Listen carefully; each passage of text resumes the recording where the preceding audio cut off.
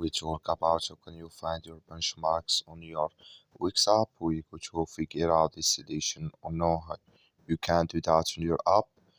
So you just follow these ways, then it's going to work with you. All you have to do inverse. So you just go down, click here on manage down here, just click on it. Then it's going to take you to your profile here. It's going to show for you like this.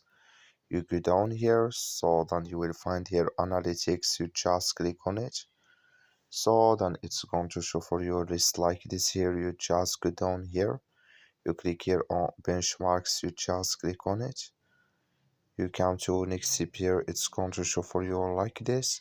And here we'll find our benchmarks here. You will find it here in this list. It's going to show for you here.